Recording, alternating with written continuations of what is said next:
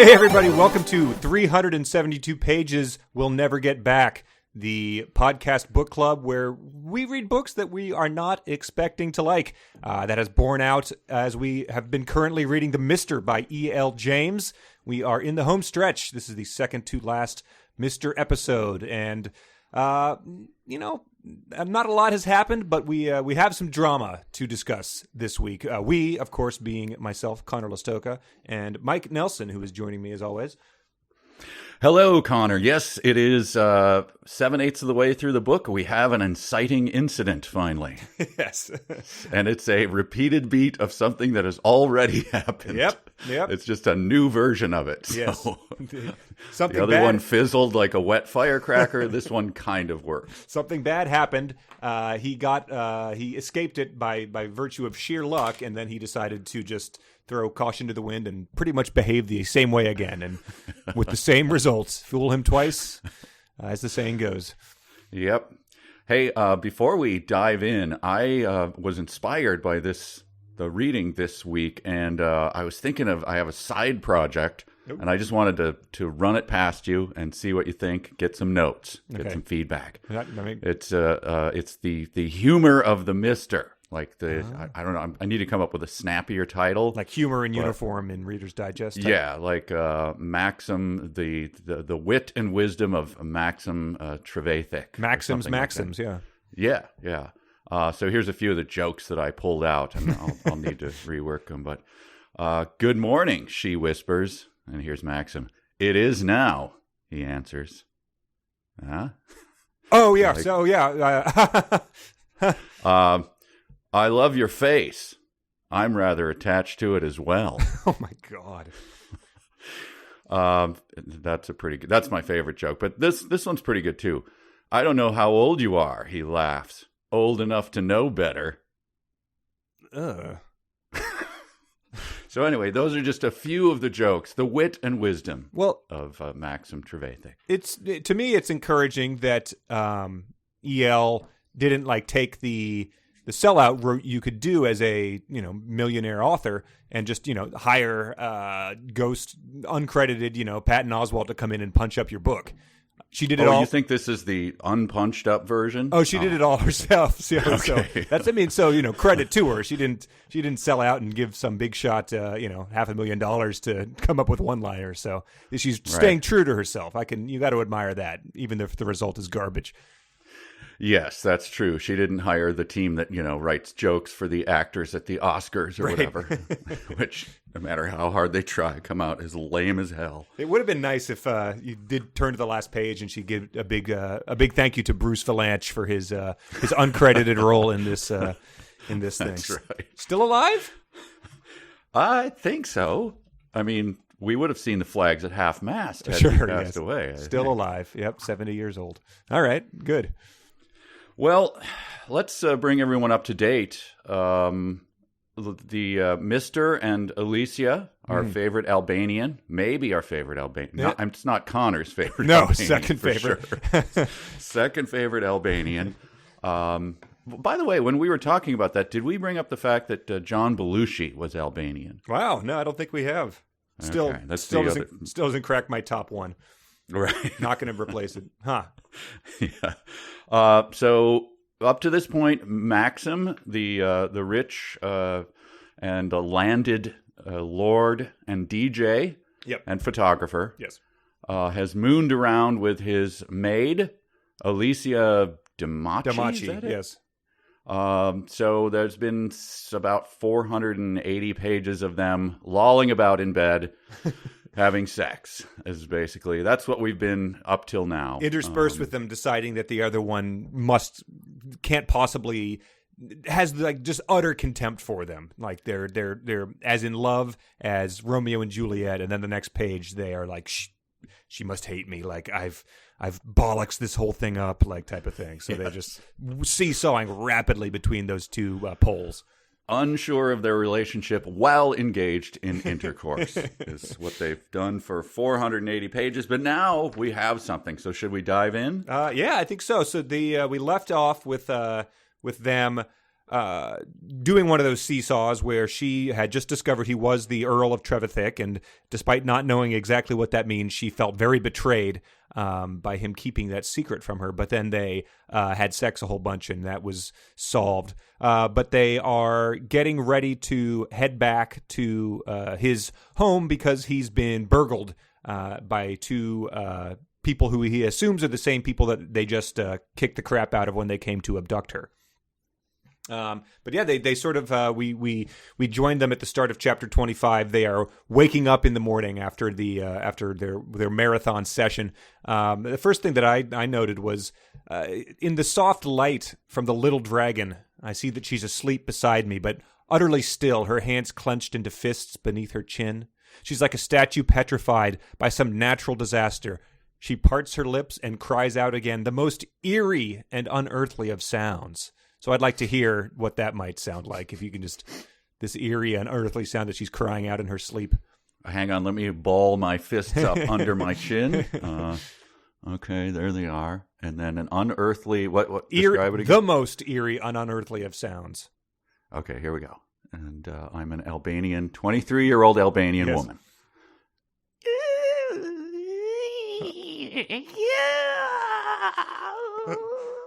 Yeah, that sounds like a witch dragging her fingers across a glass window. I thought of more like a like a whale song is what I was sort of. That was my whale song. Oh, nice. Yeah, that's a good whale song.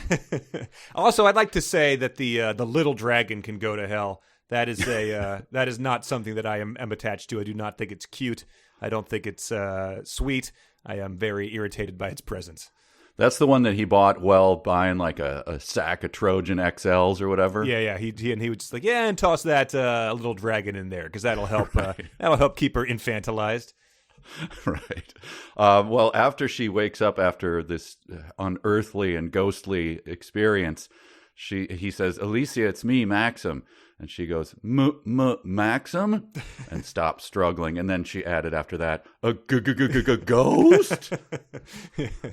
Full cartoon stuttering. Yeah. Maxim?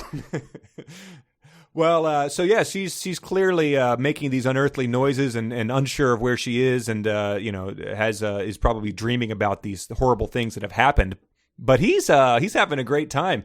I close my eyes, one hand in her hair and the other on her back, enjoying her weight and her skin against mine. I could get used to this. So yeah, she's got long-lasting trauma, the scars of which will probably never really heal. But he's all for it if this is the end result. However you get there. Just got to watch that bruise, but otherwise, yeah. She throws her arms around his neck and surrenders gladly to his skilled mouth. Yeah. Skilled? He can spell the alphabet, baby. That's what I say when I give my wife a peck in the morning. Good morning, dear. And then I think about, she's going to enjoy my skilled mouth. Yeah. I noticed you hadn't complimented my mouth lately. I've been working out, doing some exercises. It's practicing. It'd be nice just to have it acknowledged. I haven't even grabbed my bicep this morning. What's going on? But yeah, that was in response to him saying, "How are you feeling?" She says, "Good," and he says, "Good" or "Good," and in his sultry tone, and she says, "Very good." So yeah, that was within moments of her waking up from her night terrors. He's trying to he's given her the on the horniometer on a scale of cold fish to wolf banging a chair on a table. Where are you, honey? Oh, he's single-minded of purpose. That is for sure. But how can you resist when she's doing things like this? She gives me a dazzling smile over her shoulder, and like a sea mist in the breeze, my guilt fades into the ether. So that's what? Yeah, that's so that's his one colorful flourish that he gets for this chapter. Otherwise, we're gonna have to intervene. She also likes to watch him shave, which I thought was, once again, Let's infantilize her even more. Right. She's Turn like, off your nightlight and come watch me shave. Like fold your hands, and then set your chin on your hands and giggle at me as I shave. right, or like the boy in Jaws, doing those those movements, imitating his dad. That's that sort of thing, like a 7-year-old in a Gillette commercial. Then she puts on, she's wearing the clothes I bought her, and I know it's going to be a good day. It's like, what are there $1,000 bills stapled to the outside of the clothes? What does that mean? I don't understand what that means. Yeah, that was not a central tenet of Ice Cube's good day. His was more focused on not having to shoot anybody. But hey, whatever works for you. Yeah. But so he's they knows that they have to return, and he's sort of upset about this. And we've not been misled about his the fact that he enjoys being there. And it's further demonstrated here. He says, "Part of me wants to stay with her here forever."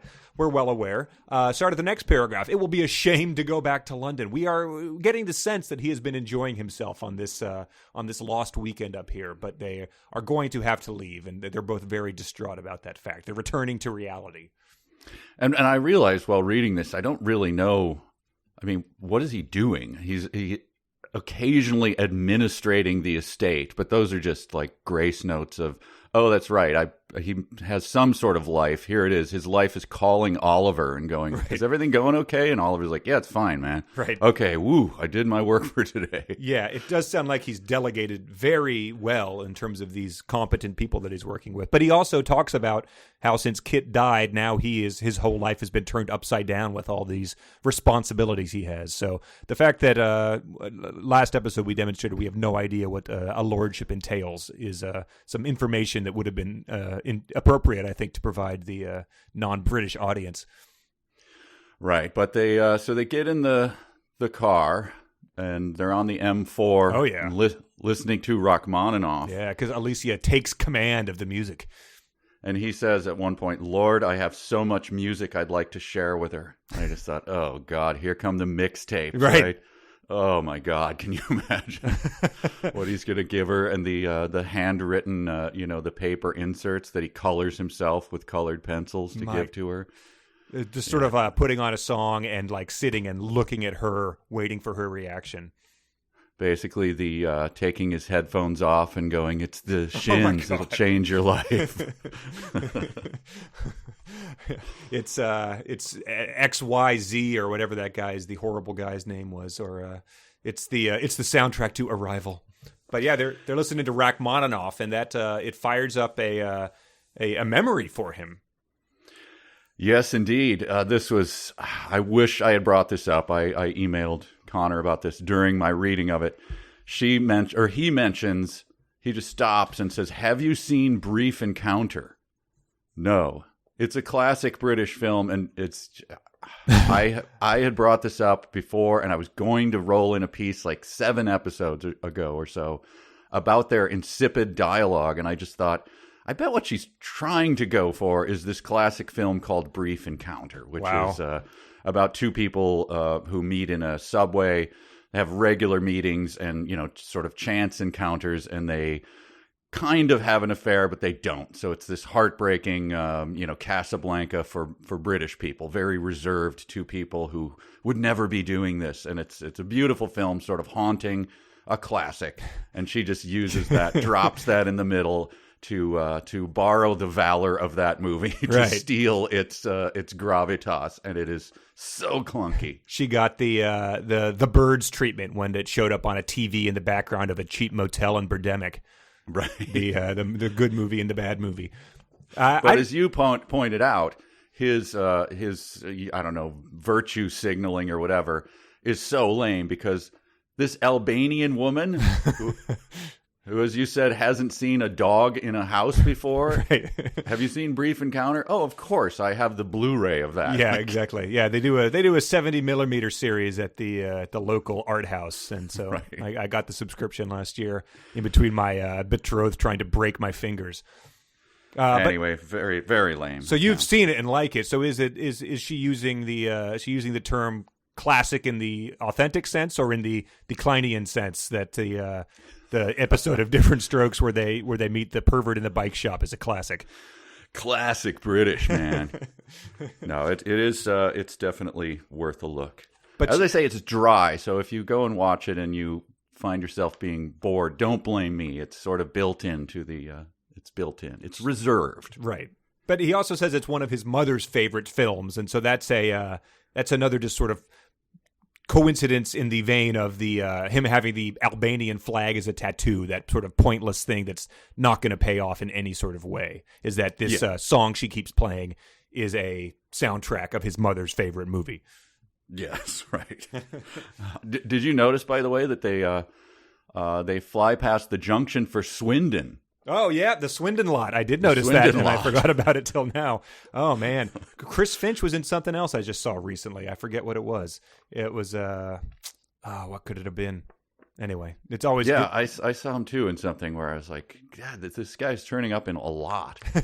Did you see The Witch? Yeah, and that was, I didn't realize he was in that until you told me. I don't think I realized he was in Ready Player One until you told me, and so I was very proud that I noted him in whatever this... Oh, he was in... Chernobyl, I think. Yes, he was. That's what I saw him in too. All right. For those of you wondering what the hell we're talking about, the actor who played Chris Finch in The British Office, who is from he's a Swindon. No, he's not a Swindon guy. No, he's the traveling guy, the buddy that just pops into a traveling salesman for Werner Hogg.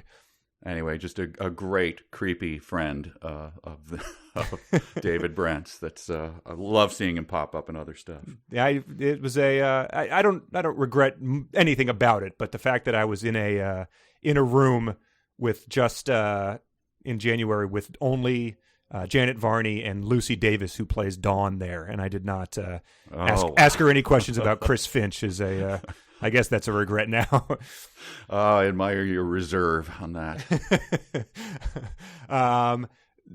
So we move along. Well, then here I'm gonna gauge your reaction when the Rachmaninoff ends. He says, "Choose another song," I prompt when the Rachmaninoff finishes. "Something cheerful." She smiles and scrolls through the list. I want your reaction to what she says. Melody? Well, yeah, exactly. He laughs when she says melody, and he laughs and says Rolling Stones. Yes, play that. So, one, she just picked that song based on the name, hoping it was cheerful. And two, it's hilarious when she says that song name out loud. So, all right. Yeah. I guess it was accurate. Melody. At first I was saying, is she wants something with some melody in it? Or... There's a singer from, I think, like the 60s named Melody. Is that... So I don't know. Yeah, it is an enigma. The as you demonstrated not 10 minutes ago, the bar for humor is set quite low. So very, very low. But we quickly get to, I'm assuming this is your favorite part of the book, the description of her time being transported to... From Albania, we've had a long gap in our Bleriana backstory. Really, we've been left to fill it in our own headcanon. But yep, we're getting some details filled in.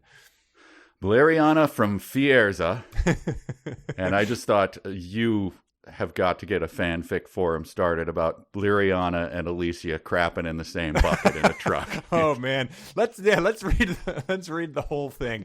Just because it's been so long. I was in a small bus to Skjorder. There we move on to the big truck. Dante and Ili are there with 5 other girls. One of them, she is only 17 years. I gasp, shocked, so young. Her name is Bleriana. On the truck, we talked a lot. She lives in the north of Albania, too, in Fierza. We became friends. We made plans to find work together. She stops, lost in the horror of her story, or maybe she's wondering what became of her friend. And then cut ahead a little bit. They take everything from us, except the clothes we are wearing and our shoes. There is only one bucket in the back. You know, her voice smells. That's awful. Yes. Her voice fades. Yes, her voice smells. Oh, her voice, sorry. Her voice fades. That's awful. Yes, the smell. She shudders. So, yeah, I guess the implication is that Bleriana was just wrecking it in the back of the sex trafficking truck. Like, excusing herself, multiple times a day to top off the bucket. Yeah, it's It's like I just read a what is it called? Darkness at Noon, which is about the communists, taking a guy in the middle of the night to a solitary confinement prison, and it'd be like talking about that, and all you can talk about is your cellmates, wrecking it. Like, how was it? I mean, it was just smelly stuff. It's just so awful. No, I mean, they tortured you with steel rods, right? Yeah, but the smell. Oh my God. And like they believe it or not, provided it was adequate toilet paper, but Bleriana just kept wiping. It's like she couldn't get it clean after the fact. Like, oh my God. I've never seen a 17-year-old produce that much. I mean, it is impressive. So yeah, that's just an enlightening aspect into Bleriana's character. And although I know it can't possibly happen, I think there's a chance, and I'm holding out hope that because we have 50 pages left in this book. It would just be so amazing if the book ended with Bleriana, the 17-year-old, still a sex slave, her fate not mentioned, like, because he's going to Albania by the end of this chapter to confront her betrothed and her father. He's not like trying to crack the sex trafficking ring, so there's a chance, that this just ends with this 17-year-old, left to the fates like a Game of Thrones character or something. There's an addendum chapter of just, hello? It's Bleriana. Right. Is anyone there? Shut up and use the bucket. Well, I guess there's a tiny chance that instead of that, doors kicked open, AK-47, it was Bleriana. We got a fanfic similar to that submitted this week, essentially. Yes, people have seized on that. But yeah, I also think there's a chance that he goes end of Armada, where they cured cancer and all other diseases in one sentence. I suppose that could be the thing. Oh, and by the way, they cracked that trafficking ring and everyone was fine and sent home, type of thing. Yeah, if you kill either Ely or Dante, it's like the spell is broken. Like the orcs all turn and run. Sure, the entire organization goes to hell. Yeah, it's like killing the head vampire. Yes. But we also got a detail about why she was on the bus in the first place, and just to fill people in, it was just because her betrothed is a violent man. He does not like me playing the piano. He does not like the attention I get. And then he said if she kept playing the piano in public, he would break her fingers. And so she essentially got on this bus that I think was going to say that would find you a job in England. And I guess they were true about that. It just wasn't the good job she was hoping for. So that her mother snuck her onto that bus to get her away from this maniac. Half of them were shipped to a soup plantation, and the rest were sold into sex slavery. They oversaw the U.S. volleyball team training at the soup plantation. Yeah, that's right. His name, by the way, how are you pronouncing it? The last name of Anatoly. Oh, where is it? I don't even. Anatoly Thachi. It's a T-H-A. The C with the little wang dangling down in it. Okay. Thachi. Okay. Anyway, we get he's a great character. He's coming up. Yes, nuanced, subtle, like multi-layered. He takes you in different directions. He's pure evil. Snidely Whiplash from Albania. She talks about their journey in between trips to the bucket. It says we drove onto the ferry. The noise was loud, too loud. The sea was rough, so rough. I guess she didn't, in the back of the van, start going, the sea, even though evidently she's been on the sea before. So a complete fraud from what we were told earlier. That's right. She was lying. Mm-hmm. That was performative. She also mentions, she doesn't mention his name. I never say his name. Like Voldemort, I mutter under my breath because I am an idiot. I am an utter moron. He's bringing that into, he's talked about this dozens of times, like, someday maybe she'll tell me the story. Maybe she'll trust me enough to tell me the horrors she endured as she was kidnapped from Albania. Right. So he's like Voldemort then? Dumbass. She's like, the gangsters are terrible people. They cut Bleriana's finger off. He's like, oh, like the scene in How High starring Method Man and Redman where they cut off John Quincy Adams' finger and smoke it to get smart so they can pass their test. Have you seen Brief Encounter? I'm trying to tell my horrifying story here. But yeah, they do the whole thing of they talk a lot about Harry Potter because that was a books her grandmother read to her to help teach her English. So she E.L. James probably shouts out the only author in England that couldn't buy and sell. So right. He also, because he just has no ability to think outside of whatever experience was told him before. She says Harry Potter, and he says, don't tell me she smuggled the books into Albania. It's like, not every book has to be smuggled. I said that there were some books that had to be smuggled in. Right. You can extrapolate from that it's not every single book that ever existed. Right. Yeah, there wasn't as much things to stir up the masses in Harry Potter as there were in some of the other more political books you might have had a chance to smuggle into the country. Yeah, whatever that author whose name we forgot. Never looked her up, by the way. He does say, I can't begin to imagine this horror you've been through, and I'm so sorry. I wish he had a comparison there as well. Like he was like, yeah, like I was DJing a full moon party in Bangkok, but the power went out in the middle of my set, and that was just so embarrassing. Like there was these all the hula hooping girls in bikinis had to stop for like 5 minutes as I found the patch cable. But like, I mean, yeah. So I have had some bad experiences, but no, not on this level, obviously. I mean, it was bad, but yeah. But we quickly meet Oliver, and I love he's a rich, fully drawn character as well. He reaches through the window. She smiles at him, and he says, "I hope you've recovered from your ordeal." Is that something you'd say to someone who's like, "Look, this is my girlfriend. She was kidnapped from Albania and sold into sex slavery. Hey, how's it going?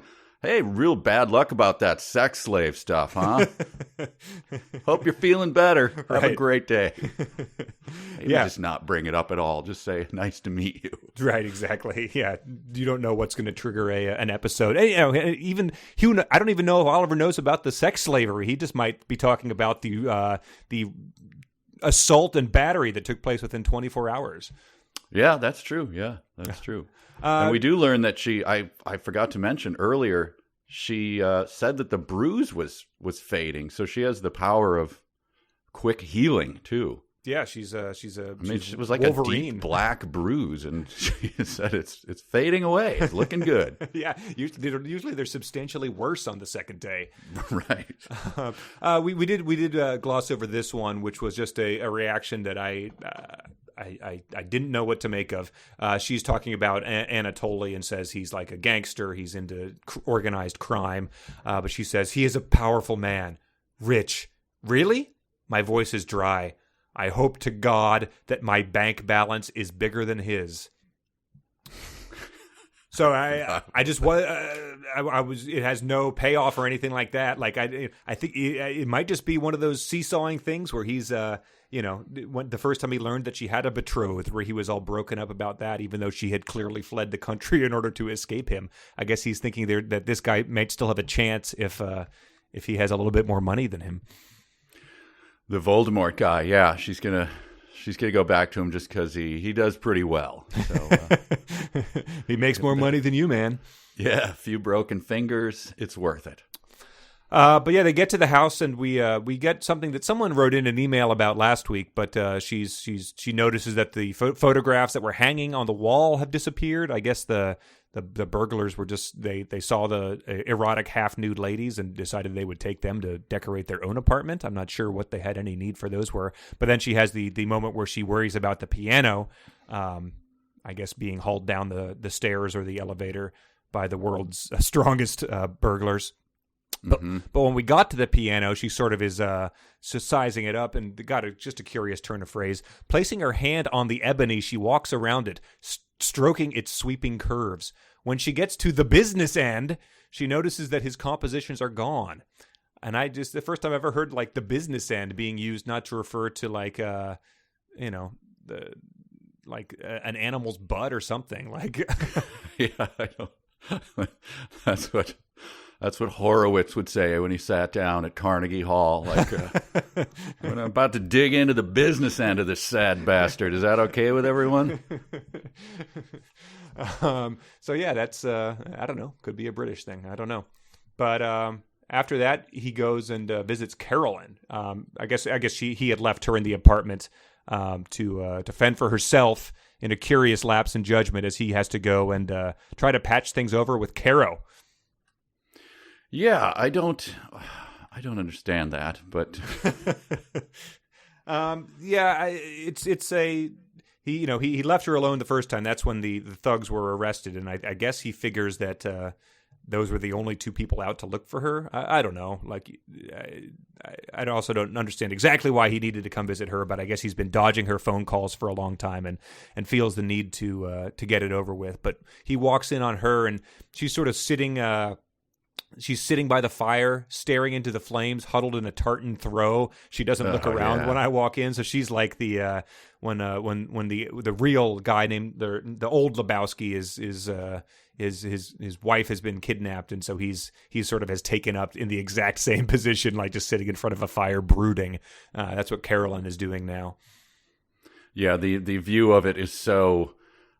It's like I briefly dated a girl, a real theater girl. We were both in theater, but she was like very, you know what theater people are like, right? Sure. And when I broke up with her, I could tell she was going into a performance, but one of the things she did was she like turned her back 180 from me and like framed herself in the doorway and then looked back at me and was like, "Are you sure is this what you really want?" or something like that. And I was like, rolling my eyes, looking around at an imaginary audience. Like, what the hell is going on here? She stepped in front of a fan to billow her hair. Like, yes, this is what Caro is doing. She's putting on a performance here, yes. Clearly. But she sighs. "I'm sorry. I was just thinking about what Kit would be doing if he were here now. From nowhere, my grief emerges and smothers me like an itchy woolen blanket." So I was like, whoa, like out of nowhere, his grief emerges. Like, how is he going to process this? This is going to make it hard to brush off Carol. Like, how does he process it? I shrug it off. So it was a dramatic sentence, wondering how he would deal with his grief. That seems to be pretty much his grief episodes. They last about a sentence and then he's over them. Yeah. It's to remind the audience. Oh, by the way, I'm deep. Dead brother. Mm-hmm.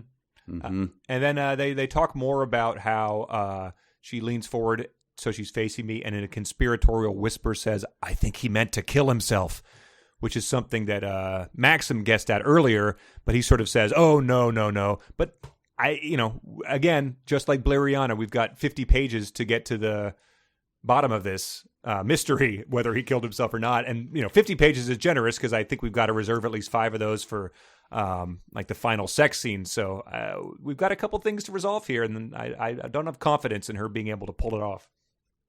Yeah, well, after getting a bigger taste here of Caro, I'm fully on board with the Kit suicide theory because here's one of her things. Maxim, she's your fucking daily, literally. And a dark cloud crosses her face. A storm is brewing. Like, yeah, I'd take my motorcycle out in the ice too. Yeah, and, just get it over with. Yeah, have a few nips of scotch and then just take it out on the iciest patch you can find. Yeah. Caro does not come across well here. She is very much the person that is you're meant to. Well, I'll just read you some of the words that he uses to describe her here, and we'll see if the listener also thinks that he's making the right decision hooking up with Alessia instead. So we've got bitter, splutters, cackles, spits, hisses, contempt, grumbles. He says, "God, she's so annoying," and then it's capped off with screeches.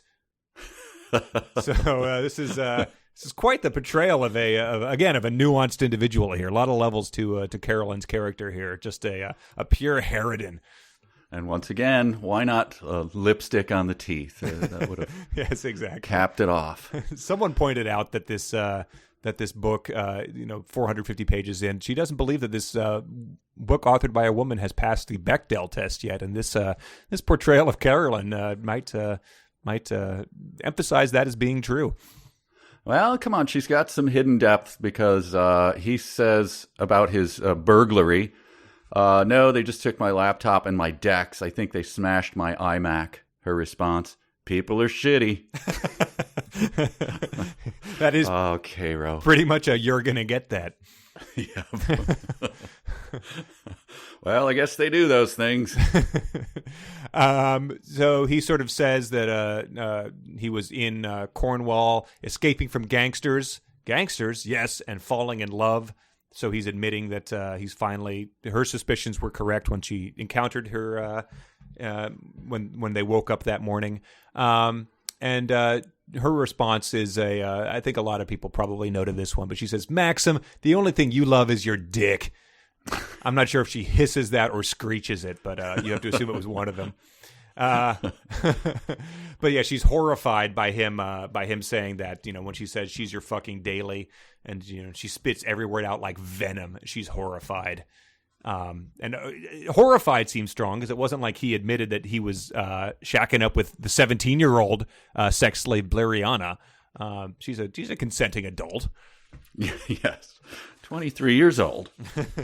But yeah, she's really upset by the Daily. She says, "Don't give me some bullshit cliched homily. She's a grimy little freeloader. Can't you see that?"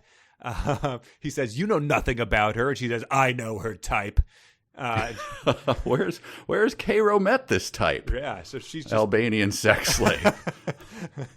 So yeah, I mean, so I guess Cairo had a good background, but she is now maybe she's just projecting because she is now the freeloader who might be evicted from the house because she has no right to the title anymore. So, but yeah, she's wasn't she like wasn't she built up as being like a good lawyer, like one of those lawyers, the type who, since in fiction all lawyers are bad except for the ones who are serving, poor people type of thing? Isn't that what Cairo does? Yeah, so, I think that's true. Yeah. So evidently though, she just harbors these horrible grudges about her clients, these freeloading, moms who are stealing a loaf of bread to feed their starving children. She just hates them, even though she has to go and defend them. It goes against every bone in her body to do the public good. But this do-gooding attorney is throwing wine glasses at the guy, screeching as she picks up an empty wine glass and hurls it at me. It hits my thigh and falls to the wooden floor. So I guess she was going for the meat and two veg there, I suppose. Yeah, and that was provoked by him saying, we're not a good combination. We never have been. We had our chance, but you went off and fucked my brother. You claimed him and his title. I am not your fucking consolation prize. And so before she throws the glass, she gapes at me with horror writ large on her face. So yeah, he sort of makes a perfectly reasonable statement, and this just is what pushes her over the edge. He's like, no, listen, my brother, who by the way died less than a month ago, it was the person that you married. Like, you're not allowed to get upset at me for falling in love with someone else, regardless of how poor she is.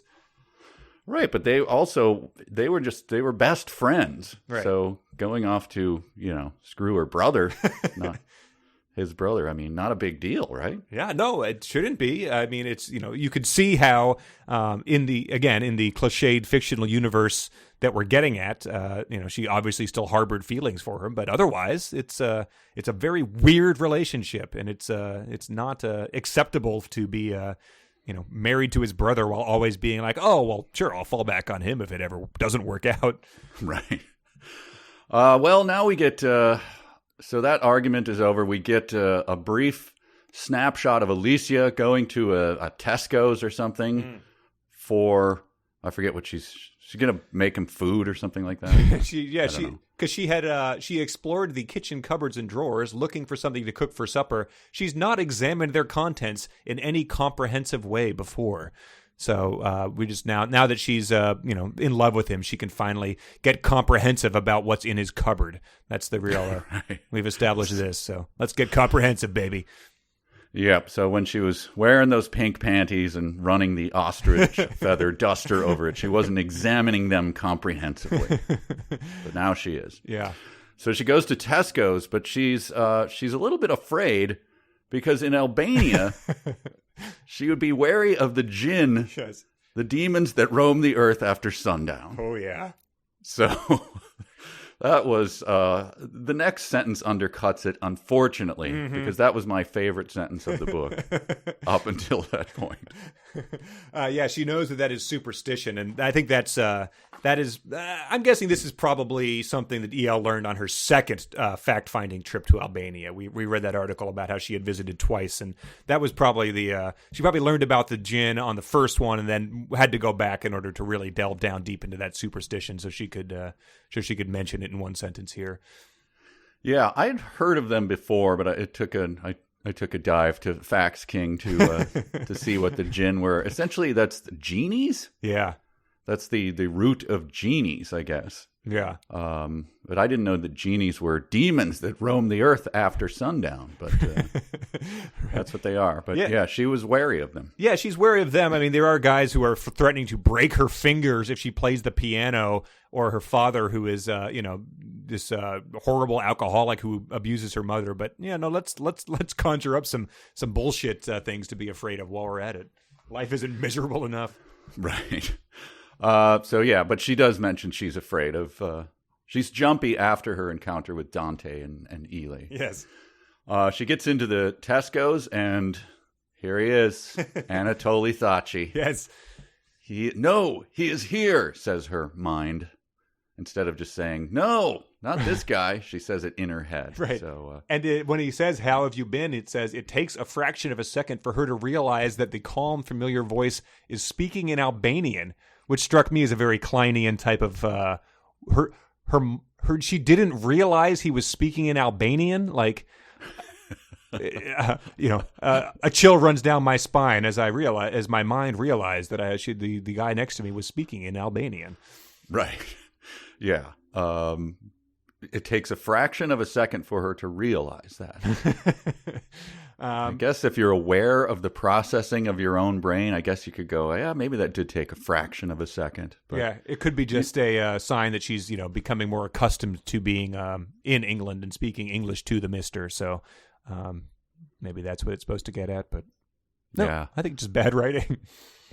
So we cut back to Maxim after post-argument, wine glass to the groin. Post-screeching. Yeah, and he and his headmates are in quite a fight. Calling each other dudes, made a bloody mess of it, lots of shits and whatnot, the usual stuff. Yeah. But then he also says, my mind's a mess. And that reminded me of this classic, I'll just play this clip of Winnebago Man. A family favorite of a guy who is obviously shooting ads for Winnebago, and these are the outtakes of it as he gets more frustrated. Here's a little snippet of it. I got to read it again because my mind is just a piece of shit this morning. God, I can't fucking make my mind work. Tony, give me a towel for just a minute, please. That... I'm blinded by that fucking hot light. Goddamn son of a bitch! So there you go. Wow, yeah. For those of you that had Winnebago Man on your drop bingo cards, that is a unexpected victory, I would say, for you guys.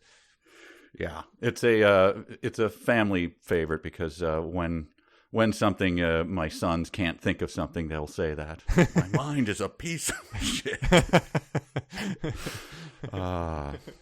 Well, yeah, his mind is a mess, and so you'd think that maybe a familiar sight might be able to straighten him out in this situation he's found himself in. But no, I scowl as I cross Oakley Street and stalk past the Mercedes-Benz garage. Even the familiar grace and beauty of the boy with the dolphin statue on the corner cannot lift my mood. So he thought he left his best friend has screeched at him, thrown wine glasses, told him to like get out and never speak to me again. So that's got to be a devastating blow. And so he assumed that looking at a statue of a boy with a dolphin would improve his mood. So, well, it's not far-fetched because we have learned the man is an idiot. That's exactly. He's a man-child. He's a moron. Right. He's clumsy. Interpersonally, he's just awful. He's just mostly just horny and stupid. Yeah, so I guess he could have been like, "Oh, I was hoping to see a large dog wearing a small hat. That would lift my mood." I'm looking at the statue right now, and it is pretty stupid. It is a jumping dolphin, and then there's a boy, naked boy, holding onto its fin, sort of soaring like Peter Pan almost. So that was gonna right his ship, I guess. 1975. It's not even that old. He was gonna snicker at the genitals of the naked boy. It was gonna make him feel better. Yeah, but it's right out. It's right outside a Mercedes-Benz dealership. So shout out to everyone from Northern Virginia who might be thinking about at this exact moment about the Don Beyer Volvo, I think, statue of a guy feeding a bunch of pigs. Oh, nice. So there's a pretty prominent car dealership with a equally stupid statue outside of it in Northern Virginia, Falls Church, I think. So if you're ever thinking of it, lightening your mood, it right is. Now? I had a good weekend. I'm in a good mood, but next time I'm feeling down, I'm going to take that trip. Say we get more, speaking of Klein, we get more. Anatoly Thacci looms over her bundled up in what looks like an expensive Italian coat. Ooh, nice. What looks like. And then we get, again, hello, Anatoly. Ghost. Full Porky Pig. Well, yeah, there's 4 H's on that hello. Wow, she's probably just startled by wondering if the rich guy is wearing an expensive coat as opposed to the garbage that he might opt to wear for no apparent reason. And it doesn't say whether she says hello back to him in Albanian. Huh. Maybe she has just not realized whether she's speaking Albanian. It'll take her a fraction of a second. Well, yeah, that's chapter sort of ends on that note as he's getting ready to he's confronted her and Maxim is I think off to a bar to drink his sorrows away. But I'm ready to move on to 27 if you are. Let me see. Do I have anything else? No, that's it. All right. Well, chapter 27 starts with him at the bar. He's gone off. I thought he just had like an hour before he was going to meet back up with her, but he's opting to go. And since the statue didn't lift his spirits, he's going to go just pound some booze. But he's just worked up about Carolyn. He says, usually the only person who makes me this angry is my mother. Both of them are appalling snobs, as am I. Fuck. So we get introspective all of a sudden. No, we get a full argument, and this was so baffling to me. His headmates arguing with each other now. Both of them are appalling slobs. As am I. Fuck, I'm not. No. What will Carolyn say? And so I dove to the dark web again. Dark. Woo hoo hoo. Getting dark. I wanted to see if this universe was expanded. What's going on with these headmates? And of course, there's a whole well-developed set of characters made out of these. And so this is just one of the arguments that his headmates get into in the expanded Mr. Universe. Right. So let's give it a listen. Sounds good. Usually the only person who makes me this angry is my mother. Both of them are appalling snobs. As am I. Fuck! I'm not! No! Who said that? Calm down, mate. It's me, the voice in your head. I've been guiding you all along. Shit. Shit! Wait, so you're not me? No, bro. You're the mister, and I'm the other mister. You can call me Mr. Mister. Oh, like the 80s band that anyone under the age of 50 has never heard of? Who's that now? Never mind. Hey, so are you in my head? All the time. Shit! Shit! Stop that! K-Ro, shit! I wasn't thinking about K-Ro. You are now. Oh, shit! Kill the queen. What? What? What did you just say? Me? You said it. Did I? Shit. Shit. How had I gone from nailing my daily to working up detailed plans to kill the queen? It didn't make sense. And yet... I've never been so glad that my father taught me how to shoot and handle guns. Right. I'd better have Jenkins load up the Range Rover with my shotguns and get to it. Alessia. Shit. Bleriana, the queen. Who was I thinking of again? Oh, right, the queen. Better get to it. I better get to it. Now we're working together. Mister, this looks like it could be the start of a beautiful friendship.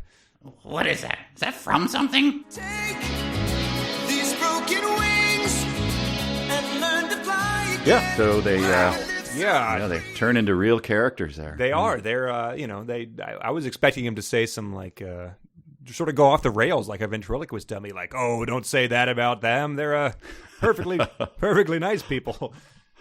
My favorite way to insult people is holding a dummy and make the dummy say, Look at that fat bastard. now cut that out.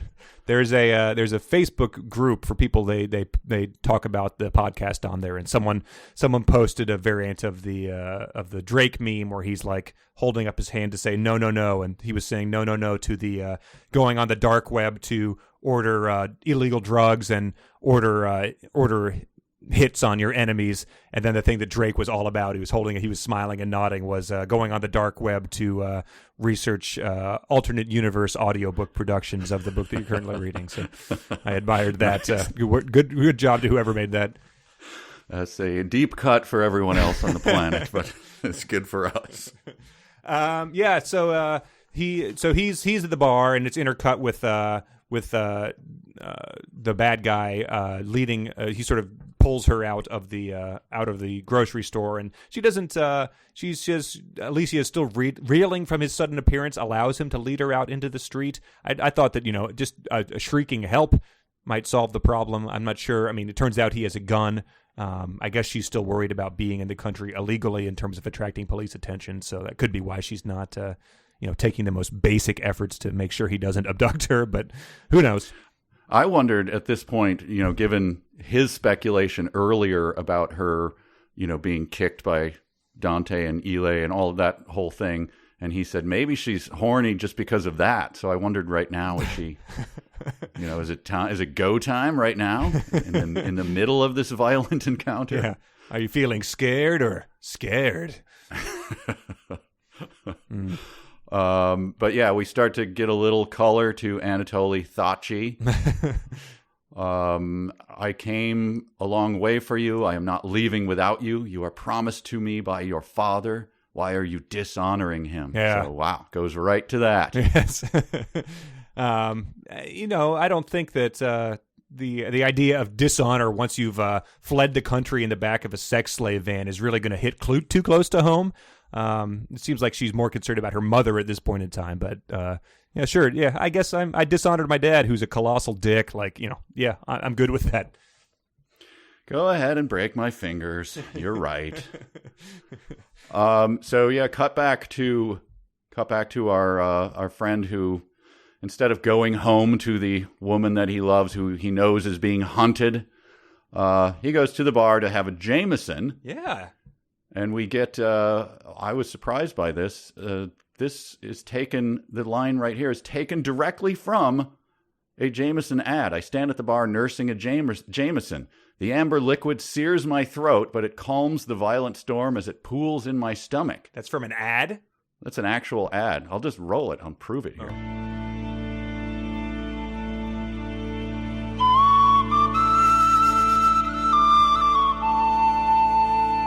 This is the drink of my father, and his father before that, and his father before that. Jameson. The amber liquid sears my throat, but it calms the violent storm as it pools in my stomach.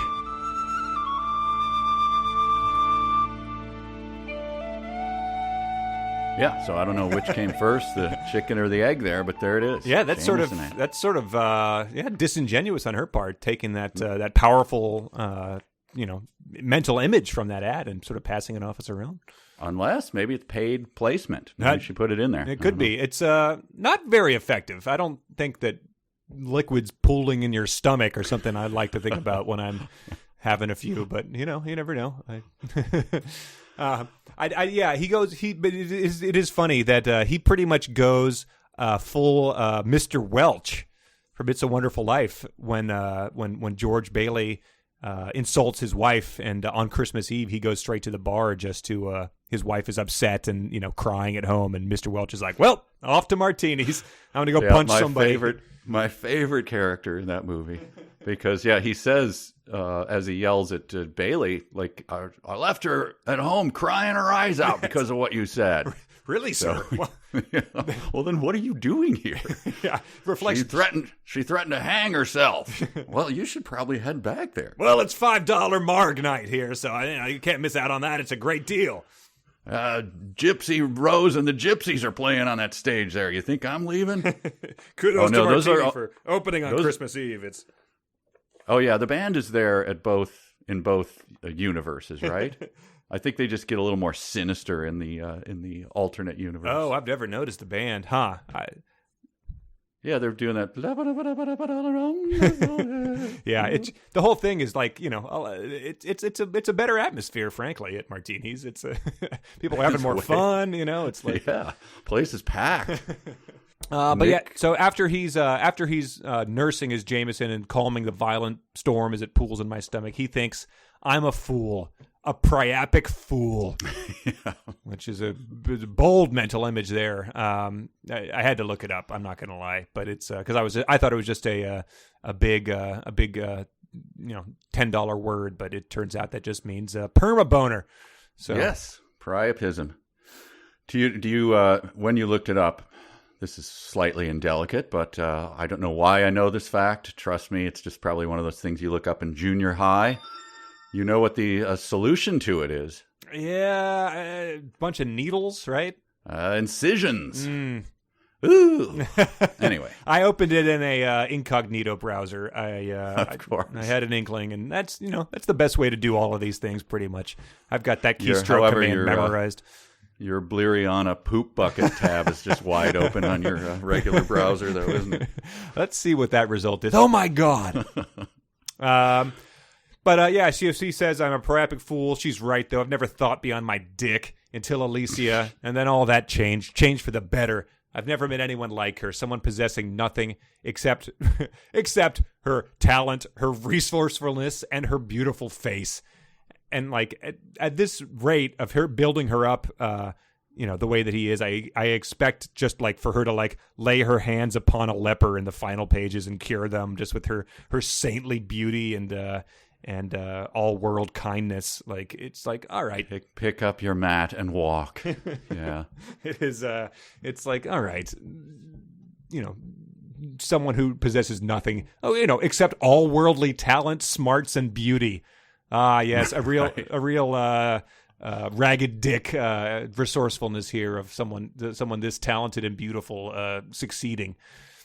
Well, he shows what a deep man he is by quoting, as good as it gets. Is that what it is? A woman who wants to make me be a better man. Great. That is what that line is from, right? Is it? You make me want to be a better man. I think it's like Jack Nicholson to someone in that movie. Anyway. It's from As Good as It Gets, and 40% of all terrible self-written wedding vows, I would guess. Right. No, As Good as It Gets wasn't a big priority for 17-year-old me to get to the box office and check out, believe it or not. I can imagine that's probably true. Yeah. He says this was something. This was another word. The Jameson ad was something that was taken from real life. I'm always saying this.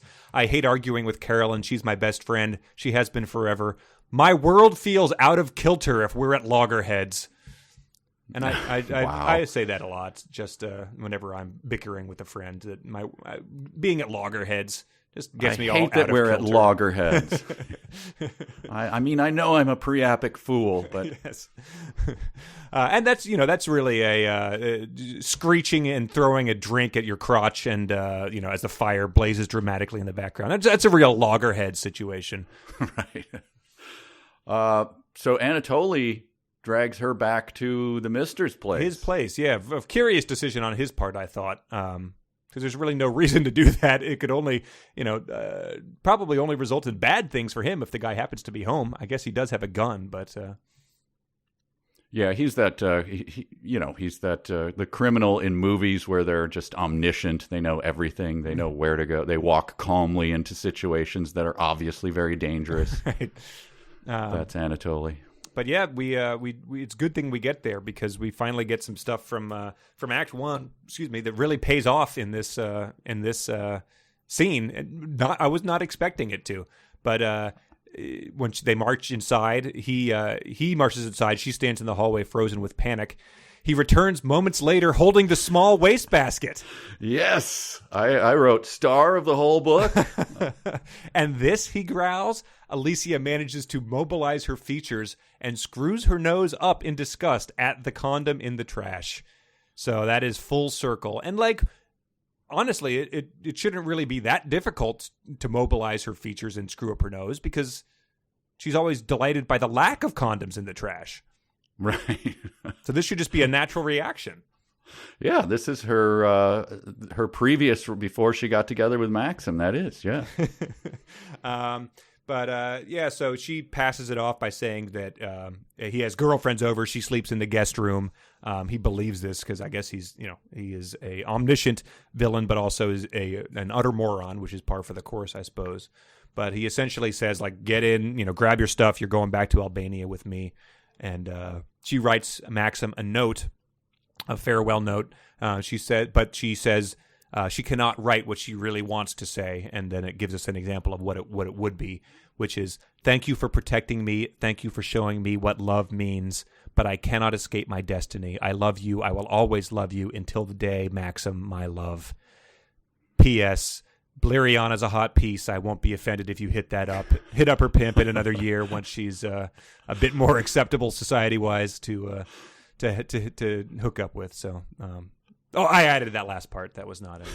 That wasn't in. That was not in the book. No, the stumble was not in the book as written. But yeah, so instead she writes him some more standard note, being like, "Going back to Albania with my betrothed." Peace. Yeah, I love that he checks it over. And he says, "Good, that's good. Let's go." This sounds sort of callous. You don't want to, you're not giving him your 2 weeks. You should probably be a bit more gracious in this note you have written. It sounds cold and, frankly, ambiguous for him to interpret later on in the book whether or not you actually liked him or not.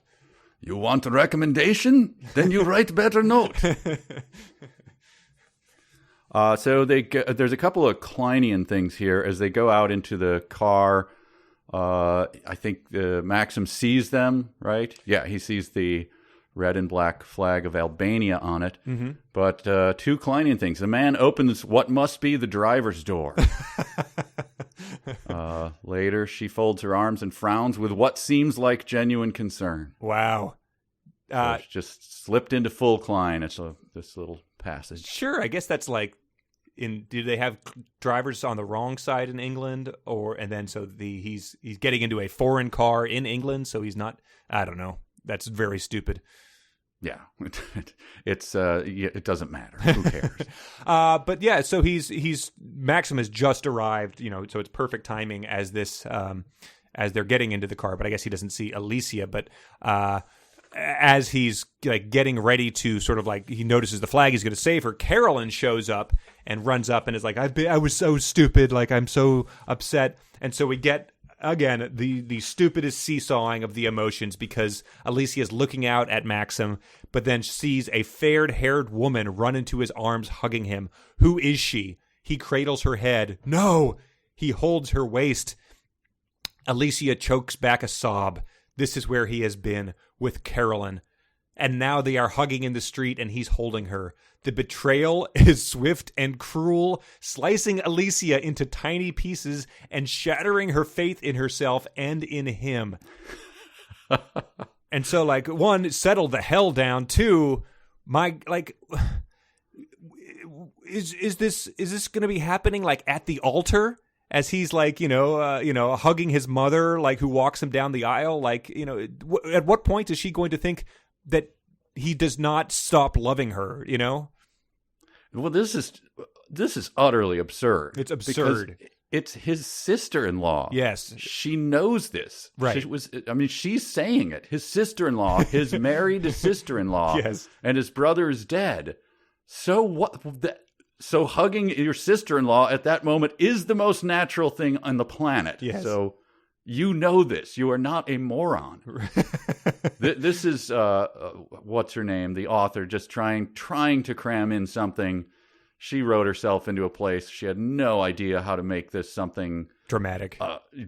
So she added this in and just, shoehorned it in a way. It is so bad. Right. It makes zero sense. Yeah. No, it's truly wretched because this, she should be afraid for her life at this moment. Like, pretty much in the upcoming passages, she accepts her own death, but she's still like having this. It's only a soap opera. That's the only context in which this sort of misunderstanding has ever happened. Yes, it is the back in college I watched, people will remember All My Children. Greg and Jenny was a classic.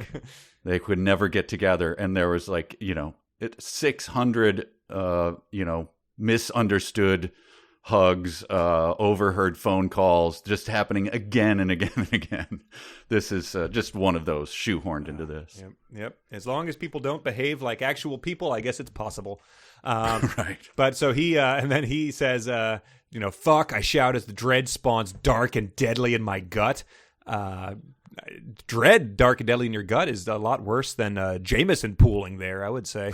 Right. Abandoning Caroline, I race up the street only to see the car disappear into the distance. Shit, not again. I grab my hair with both hands, helpless, completely helpless. So he really sucks in that respect. And just the idea of not again is a very funny thing to have happened. It's like, well, yep, you left her. You left the victim within 24 hours of her being kicked in the ribs. So, yep, I would say it's a little bit on you. And then he goes inside and he reads the actual note that she left him. It says, Mr. Maxim, my betrothed is here. He is taking me to my home in Albania. Thank you for everything, Alessia. And he says, for the second time in less than a week, I want to cry. So he now experiences the exact same type of seesawing where it's like, she didn't say anything about, she's leaving with her betrothed. She must have willingly gone back with him. That's the conclusion that he draws about that she's just sort of turned around and doesn't love him anymore.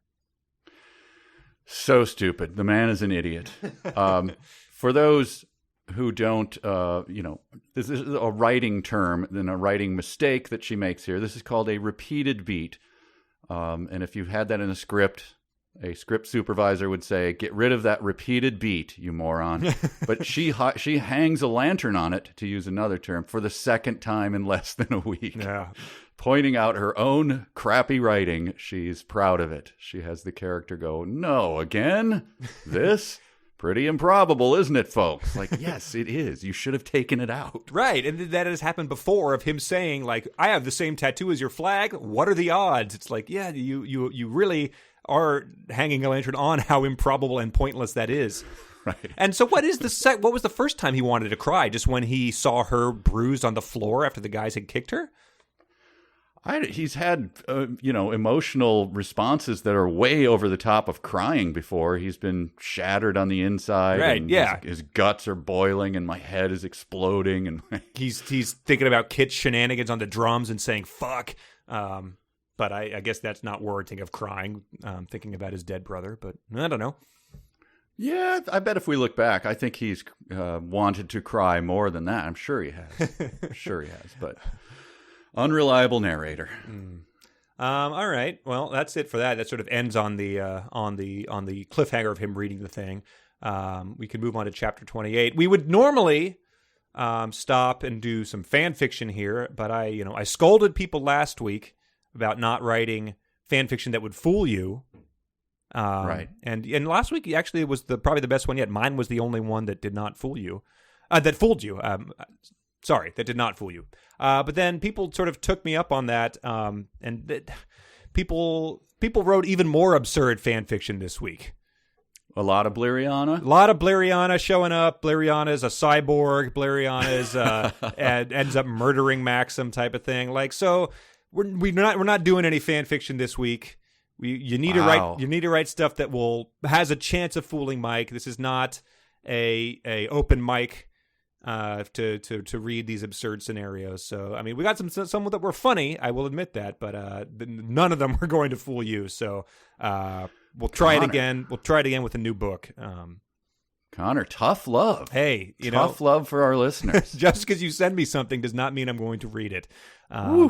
So laying down the law. Hey, it's what we got to do. It only works when you're aping the mechanisms of the person. If Bleriana is parachuting out of the sky with a machine gun, this is not going to work, folks.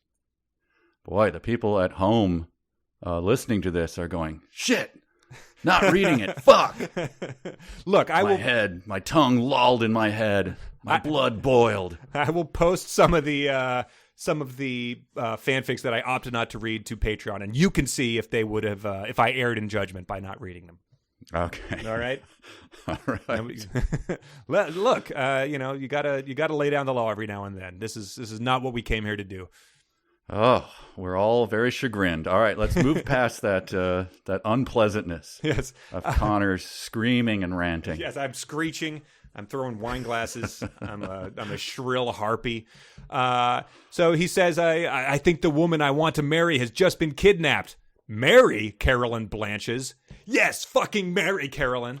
So she blanches at him wanting to marry the woman that he's already admitted he loves, and not a human being has been kidnapped, because she doesn't know anything about how Alessia came here. She doesn't know that she was a former sex slave or has been assaulted within the past 24 hours by two thugs. So she's just blanching at all the wrong things. Well, we get his best outrage here. Cairo, she didn't leave of her own free will. I have to get her back. Fuck. I storm past Carol and head into my drawing room. Fucking hell. What now? I don't have a working fucking computer. Also, the love of my life is probably being tortured right now. Right.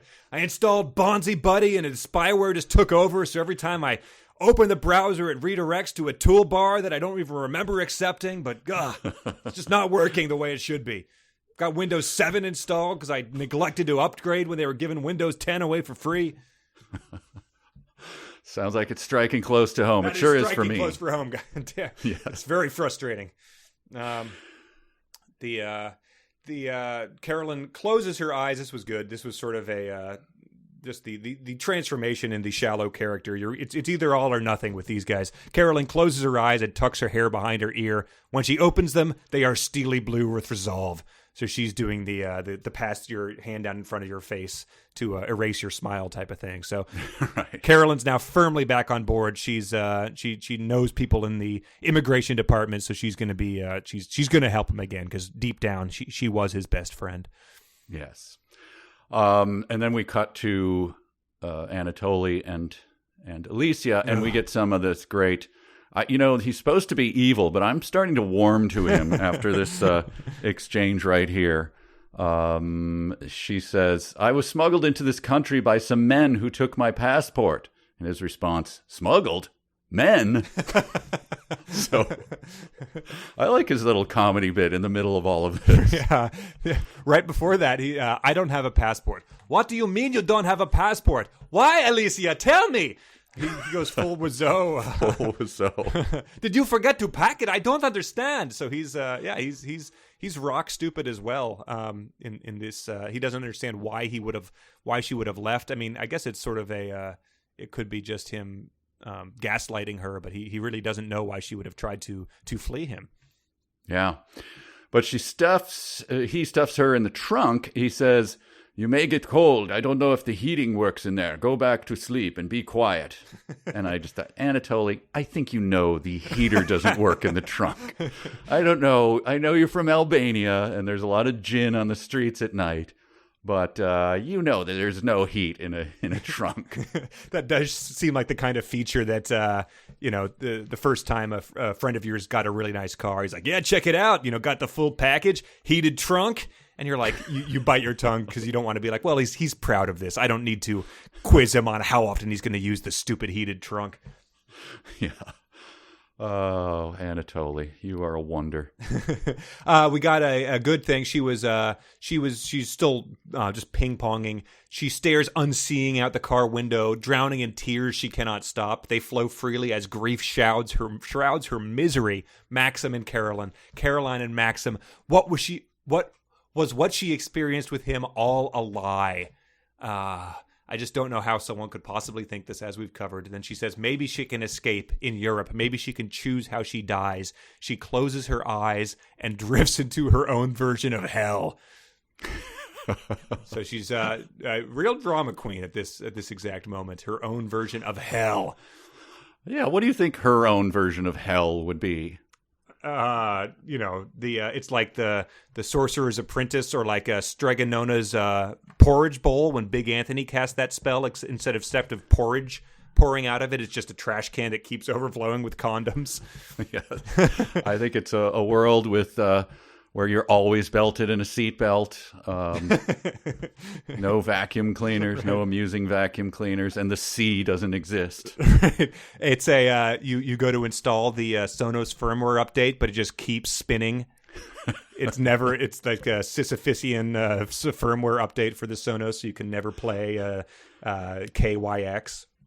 99% for all of eternity on the progress bar. You're lying down with like a clockwork orange thing strapped to your face, and all you can see is the bucket that Bleriana's sitting in front of, which is positioned like 3 feet above your head.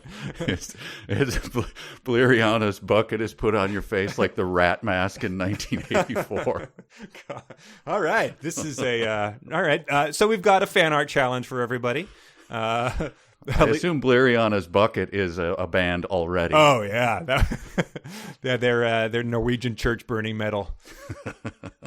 But yeah, so if you're able to draw that, a Hieronymus Boschian vision of Alessia Damace's own personal hell. Yeah. Oh boy, I can't recover from Bleriana's bucket here, but we have to march forward. Oh yes, where are we? I got distracted. It gets to my favorite saying in all of Albania, and I assume it's true. Her knowledge has been spot on. It has been fact kinged to hell and back. Mm-hmm. A woman is a sack made to endure. Yes. I wanted that on like a needlepoint sampler. Oh, that is wonderful. So yeah, what does it mean? Let's parse it. I'm trying to find I just have it written out here, and I'm trying to find the context of it. Do you have it in your... He is quoting from the ancient Kanun of Lek Dukagini, the primitive, which I don't need to go any further. I don't need to explain to you, but for the mouth-breathing reader, she lays it out. The primitive feudal code that governed the mountain tribes in the north and east of her country for centuries. So the west and south were just lawless, but Kanun of Luke Dukagini came into the north and east. Was like, settle down, you warring feudal tribes. We're instituting some rules here. He came down with the tablets like Moses, and number one was, a woman is a sack made to endure. Because when I think of resilient objects and materials, things that can endure a heavy burden, I guess a sack is my top one. Well, they were also known for making incredibly durable sacks in the north and eastern part of her country. But in case you're wondering, is he a good guy? Is he saying that, like, is he stroking her cheek and comforting her and saying, a woman is a sack? No, he snarls it with a cruel glint in his eye. A woman is a sack made to endure.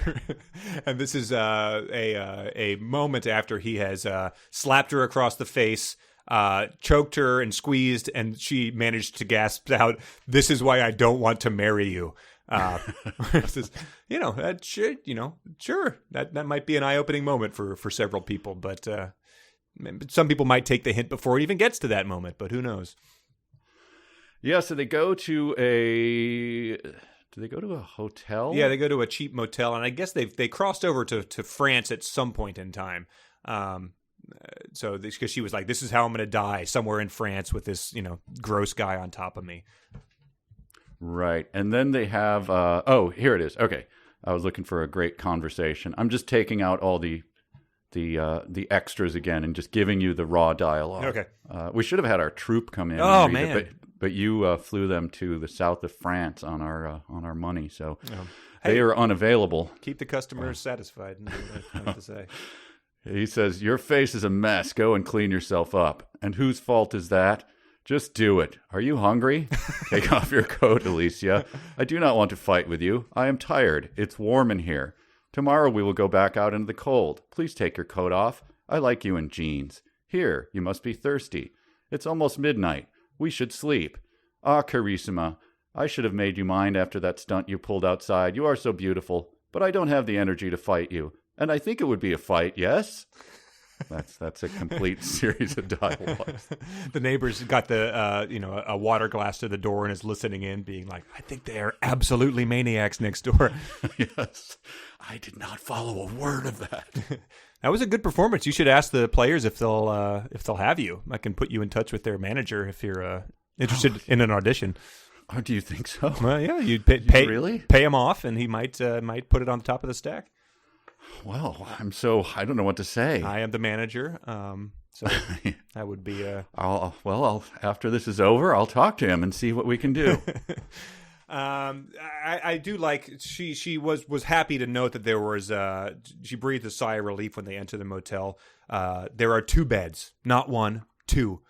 So she was to reemphasize that there are the same number of beds as there were stoves in the kitchen that the dogs were in. So that was a look, Connor. He is a man of honor who lives by the the Lek of Kuklak or whatever. the Canoon of Lek du Kangji. So this is a noble man, right? But so she's not. He's Maxim has made her be like the queen of all women, but she's. I noted she was not exactly like Sansa or Arya Stark in the face of trouble. She's not Little Miss Resilient here. She says there are vivid red marks in the shape of his fingers. Tomorrow they will be bruises. But what shocks her most is the lifeless eyes staring back at her from beneath swollen lids. She is dead already. So she's not, there's no spark of fight or she's not making the revenge list like Arya. It's just like, all right, well, had a good run. And I guess we're meant to believe that is because she feels she's been betrayed by seeing him hugging his sister almost as much as the slapping and choking. But, it sort of made me disappointed in her. Yeah, she didn't have time in the heated or maybe not heated trunk to just think, you know what? It is his sister-in-law. It's probably nothing. I'll kick this guy in the balls as soon as I can and fly out into the car. And it's never occurred to her. She's just like, this is over. Yeah, I didn't care for Kill Bill. Good soundtrack. Didn't really care for the message of empowerment and revenge. Yeah. Well, she has another side to her that annoyed me. Is that she's like quickly gone from being the coy farmer's daughter holding a cream pitcher to like a wisecracking sitcom character. Oh, yep. I noted that as well. You awake? She responds, sadly, it would appear so. So suddenly she, you know what I mean? She's just, at one moment, she's like putting a finger in one of her dimples and giggling coyly, and the next she's doing, B. Arthur from the Golden Girls. Yeah. Oh, yeah. She's very much like Stephanie Tanner or something, just like, or Daria quipping about these things. There was one later that was, she says, I didn't know you could be this disagreeable. And she goes, I'm just getting started. And then he says, I cannot, he brings her food at a rest stop. And he's like, I cannot believe I am serving you. Eat. She goes, welcome to the 21st century, she retorts, folding her arms in active defiance. So yeah, she's saying these things at the studio audience, just going, ooh. Yeah, welcome to the 21st century. Oh man. He breaks her fingers immediately. This I thought I have my wedding vows here. Oh, all right. Because you are an angry, violent man, Mike. Why would I want to spend my life with you? I don't have the energy for this conversation. Get into bed. That was our wedding vows to the word. You didn't say anything about how you make me a better man. That's disappointing. I thought that this was funny. Credit where it's due, just because it was in sort of a Borat kind of way. But he's like looking at her in her jeans. I think that you read that line. I like you in jeans. She feels like a prize sheep on the auction block as he appraises her. I just thought that was a good, funny little window into her Albanian upbringing. Yes. Prize. She's observed a lot of prize sheep being auctioned off in her 23 years, and she feels like what she's seen there. Yeah. Here's a good. This is a good physical thing. You know how we've talked in the past. She doesn't have the best grasp on the way people bite lips or do things, or how they grab other people. And this is another one. She hears something. Alessia is too warm, and someone is murmuring in the background. She cracks one eye open momentarily, bewildered as to where she might be.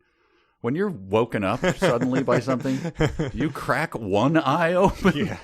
Do you have so you wake up, but you don't open you have the wherewithal to go, no. Keep them closed. Only crack open one eye. I'll be fair here. I do that, but I am Bugs Bunny. Yes. I'm a cartoon kid who's at a sleepover trying to see if their dad is going to come down and yell at them. So I do crack one eye open, Okay. and then it sort of it crawls out of my eye and like looks around on its own, and then retracts back on the retina. So this was I finally put I put a title on what they've both been suffering from through this entire story, because she's, I think this must be when she's cracking the eye open. She stares into the darkness and wishes it would swallow her up. Her tears refuse to fall. She's all cried out. What is Maxim doing? Is he missing me? Is he with Caroline? She sees Caroline in Maxim's arms as he holds her close, and Alessia wants to scream. So I realized that what the problem is that they both lack relationship object permanence. Right. So they're like a baby who, when you Yes. play peekaboo, it completely goes away. So if you're not consistently, actively being told "I love you" and then having sex with someone, you have to just assume that you are scum in their eyes. It's not a very healthy way to go about your life. It's a boning peekaboo syndrome. It is it must be a developmental thing, right? Uh-huh. Where it's just a missing piece from them. Maybe it has to do with her synesthesia. It could be. I don't know. Somehow related. She has the inability to see a relationship, and then, it's an Oliver Sacks thing. She sees a relationship and she sees a hat instead, or whatever. I don't know. Right. And Maxim's is probably just, his mother must be to blame for this, unable to form. Just her leaving her father for a younger man must have been where it was stunted in his own emotional development. So yeah, I think we finally have pinpointed what is going on with him. Doesn't make it any more relatable or easy to read, but. No, but she finds a new purpose, and which is what? It's that her mother and father seeing them? Her mama, I guess. Yeah. Her mom was the good one in this situation. So I think at some point in time, this guy says something, and it's like, "What about your mother?" And then it's like, his eyebrow raises. He's detected the chink in her armor. Like he knows what to do. And it's like, well, okay, sure. Since this is the way it works, he's discovered that this is the way he can finally emotionally manipulate her. And the chapter ends with the thrilling her briskly towel drying her hair, which I'm glad it's in there because there's so much of it. So this chapter, it's like another hour of her towel drying her hair, I assume. Yes. Is that so? That's them leaving the motel room. No, they don't leave. Okay. That's the end of the chapter. She just she vows to get back to Maxim. Yes, that's it. So she vows to get back to Maxim, but it says she's towel drying her hair and she feels a new sense of purpose. She will get back to Maxim and see for herself, see if everything they shared was a lie. So that's her motivation now, is just to confront him about him hugging his sister-in-law. It's not like love that's motivating her. It's not self-preservation. It's just this idiotic belief that he's been lying to her as he bared his soul for the past 72 hours. Which will quickly be over, the same way it was when he lied to her about being a baron or a lord or whatever he is. Right. Where she's just like, oh, okay. All right. Let's have sex. Right. She's upset, and then he sees that. So like from beyond his back, he produces a vacuum cleaner with a face on it, and it's like, well, problem solved. The grin just creeps onto her face like it would in a cartoon as well. Right. So that's all I got for that chapter. Yeah. Then we move on to, I think, what was the last one. I guess I stopped taking chapter notes, but they are cruising along. He's taking her to the truck stop and stuff. We finally get a real description of Anatoly Thachi. And so it's interesting. His complexion is fair, betraying his northern Italian roots. His nose straight, his lips full, and his blonde hair, uncommon in her town, is long and unkept. So I immediately was like, so he's Fabio? Yeah, that's what I thought too. Very bizarre, like, for the first, because the other two thugs were just like, the scum of the earth, like they're like, his yellow teeth were sharpened to a point. His one eyebrow ran across his both eyes. Yeah, bloodshot with pink eye, and his cleft palate, like, pus oozed out of his ear. His one swollen knee caused him to swing his wooden leg, Yes. The hook hand.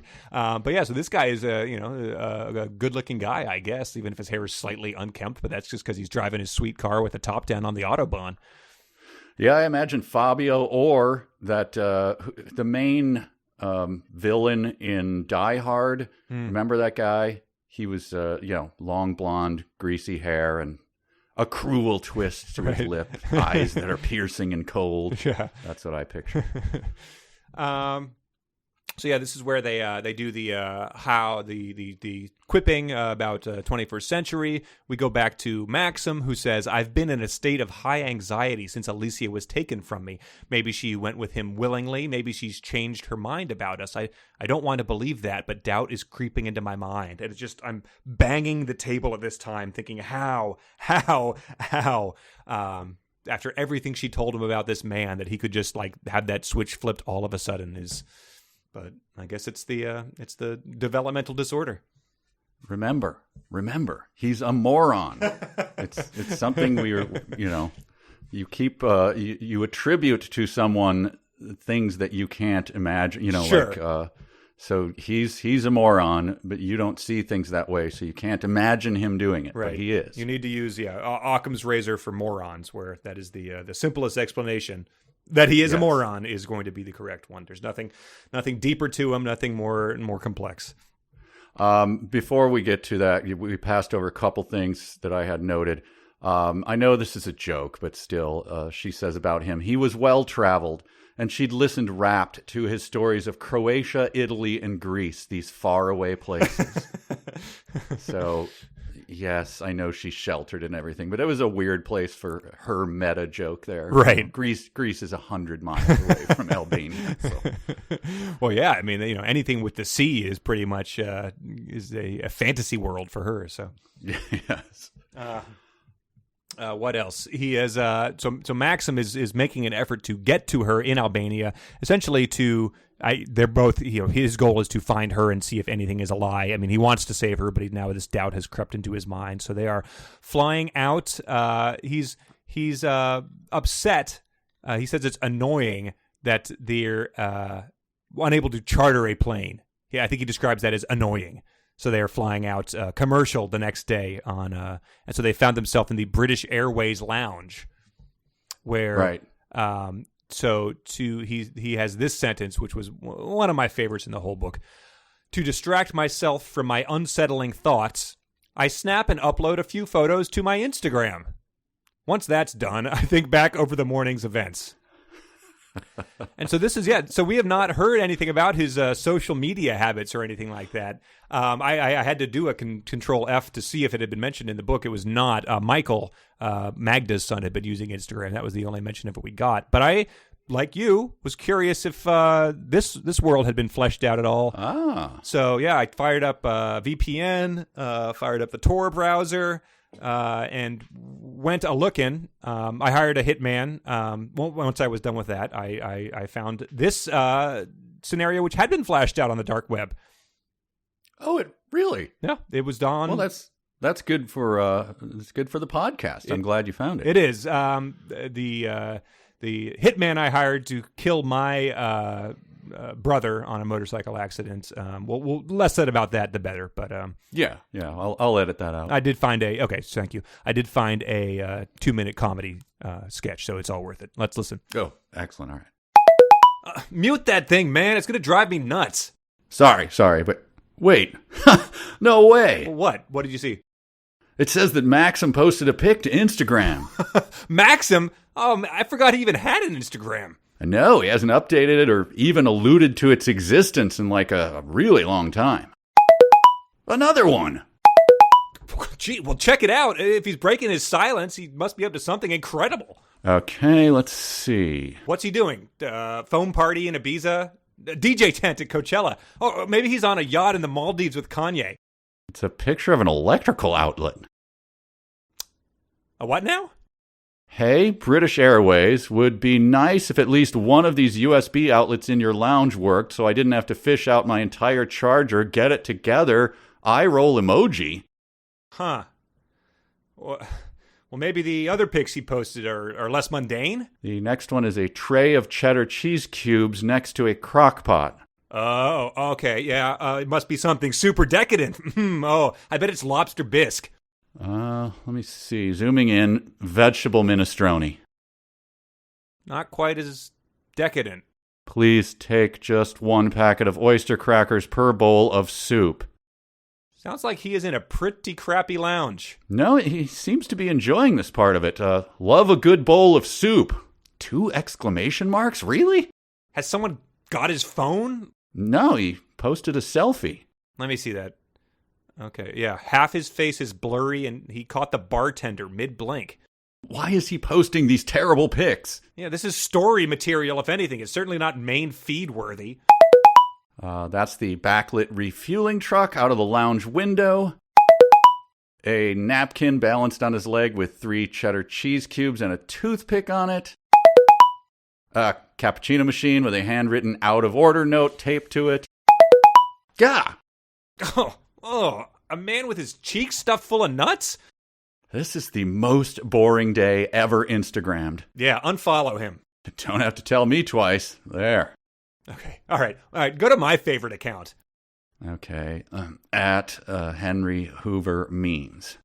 Oh, yeah, that's more like it. Oh, look at the little guy. TFW, you have a lot of vacuuming to do, but you don't mind. That's so true. Oh, and look at that one. Drake doesn't want the Dyson. Oh, but then he sees Henry and he's all like, oh, yeah, that's the one for me. Maxim really sucks, doesn't he? He sure does. He really, really does. So yeah, about what you'd expect from someone in an airport lounge, I guess. Those buddies they nailed Maxim's character, his insipidness and everything. It was well portrayed. But yeah, so I guess that's I think it's sort of a hello fellow kids moment, but it is very difficult to make. Even though it's something everybody does, using a computer, using social media is something that just sticks out like a sore thumb anytime you read it in a book or see it in a movie, and it's always going to seem probably dated almost the moment that you see it. Yeah, I mean, he should have updated his or checked on MySpace to see if his band got any more downloads or something. Exactly. I mean, it's just going to look terrible. What a stupid thing to put in there when. Completely unnecessary, right. Obviously. Yeah, it was not needed at all. And the idea that Snap and uploading a few photos in this horribly mundane setting is something that this Playboy millionaire would do it's hard to imagine. Because then it turns and goes right to this. He's talking about he's going to give her a ring. He's going to ask her to marry him. And he says, over the centuries, my ancestors have amassed quite a haul of fine jewelry, crafted by the most prominent artisans of their day. When the collection is not on loan to museums around the world, it is safely stored in the bowels of Belgravia. I just thought, please tell me he pulls that out when he's DJing and says, hey, let's get some artisan handcrafted jewelry up in this piece. Yeah. So he's Instagramming at one moment and then talking about his museum collections of handcrafted jewelry. Right. Yeah, he's like, yeah, well, we got to keep it down there because there's oh boy, there are some African countries that would really like to have that stuff my ancestors stole back, and that is not, we are not willing to do that at this point in time. They make a good case, but I mean, it is quite valuable. So no, we won't be returning any of those looted artifacts. And then, yeah, the idea that he finds her a ring and he talks about how many carats it is and how much it's worth, and then says, I hope she likes it. Yes, if all goes to plan, she'll return to the UK wearing it. And I thought, I give my wife a book about Dean Martin, and I hope she'll like it. I don't think there's going to be an issue with your platinum and diamond Cartier. Right. Oh, gosh, golly, gee, I hope she likes it. Idiot. Yeah, she's like, well, I don't like material things. I would have liked one of those ring pops that you suck on that you get from the ice cream man. That's what. But then I think the dark web guys touched on this, but just we probably need to hear it just fully the way it was described in the book. I pat my pocket yet again, checking that the ring is safe, and scowl at Tom, who's stuffing his face with nuts. So Tom, his green beret, whatever that equivalent of is in the Royal Army, is just like absolutely going to town on the nut bowl from the buffet. Well, yeah, because it says Tom loves an adventure. It's why back in the day he joined the army. Yeah. And one of the adventures he likes is to see how many nuts he can get into his mouth. It was without spitting hazelnuts across the room. I was when we went to Costa Rica a couple of years ago over December. I was looking for an adventure. So I had it narrowed it down to joining the Costa Rican army or going ziplining. So I opted for ziplining. Sure. And I think now that I make that statement off the cuff, they probably are one of the only countries in the world that doesn't have an army. I think that's one of their sure there is no standing tourist army. points. But anyway, so good thing I chose ziplining because it would have been very embarrassing. I would have truly been an army of one. Thank you. That's been it for the podcast then. We appreciate everyone listening. There's a big red plug in the wall that we're just going to yank on right now. The plug has a smiley face plugged into it, though. So when the plug is its nose like that, it's little Henry Hoover. I have just a couple of stray ones but it's going back a little bit. Okay. But I will confess that there was a little bit of melodrama that kind of, it got to me a little bit. Where she's musing, she thought maybe she could break the cycle of violence that beset her mother. So I'm like, oh, that's sad. That's right. Her father was abusive. But it was her mother who'd found her while she lay curled up, sobbing and trembling on the floor. I don't want you to go through your life with a violent man. They'd wept together. And, that little moment kind of got to me. Oh, wow. And then 2 lines later, she's like, now here she is with him. So she's back to B. Arthur, and I'm thinking like, you had one little chance to like tug at my heartstrings, and then she goes back to just being like, welcome to the 21st century, a-hole. Right. So quickly dissipates any sympathy I have for this character. Yeah. You want your eggs scrambled or fried? Well, the kitchen's that way. Right. But I did learn also that her violent, abusive kidnapper can be pretty funny. Because with his mouth full, he looks both absurd and ridiculously pleased with himself. So much so that an involuntary snicker escapes from Alessia. Wow. All right. Yeah. She is warming to him. He's a funny dude. Right. Yeah. I mean, it is funny to imagine Fabio with his mouth full. Maybe he's stuffed his face full of nuts. I don't know. Full of nuts. Yeah. Yeah. Anyway, that's all I got from the middle of chapter 20. Yeah, we sort of abandoned it halfway to just not do too much. But yeah, so for the rest of the time, we're just going to finish the book, and we're going to see. Let's take odds. If you're a betting man on a scale of 1 to 10, odds that odds that they end up together at the end of the book. Odds that they end up together, 100%? 100%, yeah. Are they going to get married? 90% or just... 100%. Going to get a wedding in the book, you say 100%. I'd say 85. They might maybe it ends with him about to walk down the aisle or something. And odds that Anatoly survives the rest of the book. 0%. Okay. Odds that we get resolution to the sex trafficking gang and that Bleriana has a happy ending. I think the odds are high. Okay. I think your Armada guess is going to be closer to what it is because, again, there's not much time. Okay. All right. I think that is, that probably does it for the plot. We're going to finish the book for the next time. We do have... Wait. I have one more guess. I want you to guess. Yeah. Tom, dead or alive? I guess there's a slight chance. I mean, that he gives his life to these thugs. I'd say that 80% chance he's alive. Or wait, undiagnosed nut allergy. I'm dropping it down to 50%. Otherwise, why would you have such a jarringly out of nowhere statement like that? Or maybe people see on Instagram that he's hanging out with them in the lounge, and serial killers track him down because they have a grudge from his army days. Two more. Jenkins. What becomes of Jenkins? I am guessing we do not hear about him or the two ladies or the hounds. I'd say if we hear about anyone, it's going to be the hounds. They're gonna adopt them and lead them to city life. Mrs. Beckstrom. Any 40%, 40%, and Heracles. Oh yeah, I think there might be maybe she's at the wedding if it happens. 40% for her. I'd say 20% that the rest of the crew from the manor show up. Yeah, okay. All right, and we already speculated about Bleriana, so.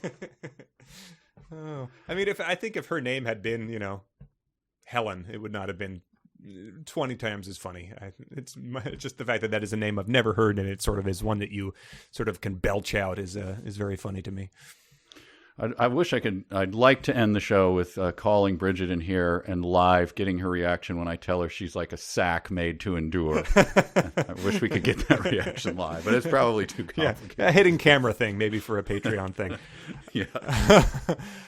Let's do some. We got one email. Let's do that email. We're going to the party. We're going to the game. We're going to the disco. We're going to cruise out, man. All right, our first email was from Dominic. He gets into some the root of a popular term in this book. He says, seems like Ernest Cline and E.L. James were not being unoriginal, but were working deep within the rich linguistic tradition of English when they both used the phrase, fuck a duck. He links then to a direct quote from the 1811, that's the year, 1811, Dictionary of the Vulgar Tongue. And it has an entry for duckfucker, the man who has the care of the poultry on board a ship of war. So it has a rich tradition of, I guess, a naval term. Wow. Okay. Newfound respect. He put a link to that, so we'll post that on the usual places. Another thing that I posted this week, a listener from Thailand wrote in and sent a link to some article that I could not make heads or tails of because it was in Thai, but the gist of it seemed to be that there is a river somewhere in Thailand that is just overflowing with condoms. It's like backed up, and so there is just there's lots of pictures on it. So I posted that, got horrified reactions, but it was he said he can only imagine what Alessia's reaction would be if she were to encounter that, and it would probably be the same as all of us. It was pretty gross. That's disgusting. Well, yeah, thanks for sending in emails. We would love to, as we finish the book, as we wrap up next time, let us know what your final thoughts are, because we would love to hear if there's anything that we have missed or didn't touch on as we wrap up the mister. But for now, let's read our dumb sentences of the week. A sentence begins with a capital letter. A capital letter is a letter that's big. A capital letter is not a small letter. A capital letter is big, big, big. A sentence ends with a period. All right, what do you have? All right, we have a lot of dumb sentences. A lot of these were sent in by our Patreon supporters, which is a very fun group of people. We are pushing 400 Patreon supporters. We are getting up there. It is Woo-hoo. in theory, could happen in the next week or two, but we will be happy when that happens. We should think of something to celebrate once we hit that mark. But it's at patreon.com/372pages. It's a lot of fun. Get every episode early and join these fun folks. First sentence is from Brendan. His sentence was, "She's like a statue petrified by some natural disaster." which I did not pick up on, but it is I didn't either. Wow, what does that mean? He says it's not. I'm not sure what's worse: the idea of a statue being petrified further by a volcanic eruption, or the fact that she thinks there could be other natural disasters that petrify things, which is a very good point. So he's talking about like Pompeii or something like that. Yes, but usually it's people who you think about that, fossilized or petrified. It's not a stone statue that was already petrified. Right. By the way, did you hear that? I saw some special on it that the Pompeii, the famous mother cradling a child and all of the people posing with like in horror or crumpled in the corner, probably all just made up. Really? They X-ray them and there's like the stuff just doesn't fit. Huh. So the guy who made the original plaster cast was just freelancing a bit on those. Wow. Making them look more poignant and everything. So did people actually die, or it just didn't? Well, they think there's like mismatched bones kind of crammed into the plaster. Oh, wow. So he was just a fraud, I guess. At least that's what this show implied. If I'm impugning anyone, I apologize. Wow, what a dumbass. Well, I guess that's how you get like the vacillating between like Brontosaurus never existed. Oh, it did again. Right. Type of thing. Right. All right. So now we have one from Justin. This we just covered. Tom loves an adventure. I liked his reasoning for it. Tom loves an adventure. It's why back in the day he joined the army. He said it reminded him of 64 Squares, which is actually pretty spot on. A character like the sheriff or something, like the simplistic view of. Why did he join the army? Oh, he wanted an adventure. Okay. Right. Who is the sheriff of this army unit? Brad wrote in. He says, this is, I think, when he was going back to his home. I don't correct him. After all, as much as it pains me, I am the Earl. And Brad just says, yeah, so, right. What is there to correct him about? Right. Brian submitted, even the familiar grace and beauty of the boy with a dolphin statue on the corner cannot lift my mood. We touched on that. We touched on, did we do this one? Andrew said, I hope to God that my bank balance is bigger than his, which is just truly just an amazing, I mean, I guess you can't change who you are, but really, really amazing that made its way into the final draft of a character that we're supposed to care about. Right. And let me see what mine were. What's yours? Well, mine were all burnt, but can I once again appeal to the judges to allow a good sentence that it's not dumb necessarily, it's pretty good. Okay. This is from Mrs. Beckstrom. Oh, boy. After she talks about the burglars, I think the police have them already. Good, I hope they hang them, says Mrs. Beckstrom. I just like the fact that like Jenkins, Beckstrom, just willing to kill for this guy. Bloodthirsty, yeah. Yeah, they busted up my computer and took some photos. I hope they hang him. So I just like that Beckstrom was bloodthirsty. And Alessia's response to that was thinking to herself, hang? They hang people here? And it's like, yeah, like, settle down. You didn't know that they let dogs inside the house. So maybe you shouldn't be so quick to assume that you know everything about this country where you're wandering around doe-eyed in. And Anatoly said, smuggling men? Prunes? Mine were both burnt too. We had the boy with the dolphin, which I'd highlighted, and I also highlighted Maxim. The only thing you love is your dick. Which I assume she just like she's it is like the queen of the harpies in well, I think it's from Virginia Woolf, but I only know it from The Simpsons. But yes. Well, that's true of many things before the 80s, isn't it? Yes, exactly. Yeah. There was time before the 80s? I have decade object permanence. Classic 80s, yes. Man. Well, I think that's all we have for this week. Obviously finish the book for next week, and we're gonna see if those predictions we made pay off. And as soon as this is over, off air, I'm going to talk to Connor about doing up some merch, and you guessed it, Bleriana's bucket. Maybe a $15.99 maybe price point. Right, you get a branded one. Number 10 pails of from the restaurant that stored pickle chips. Right, it'll be $10.99 full or $15.99 empty. It's I almost got into the absolutely true discussion of me inheriting a house from my uncle filled with pails of his own feces. True story. If you're a Patreon person, maybe I'll tell that. Oh, that's a good thing. Yes, absolutely. Please do. All right. All right. Well, thanks, everyone. This has been 372 pages. We'll never get back. See you next time. We'll talk to you soon. Bye.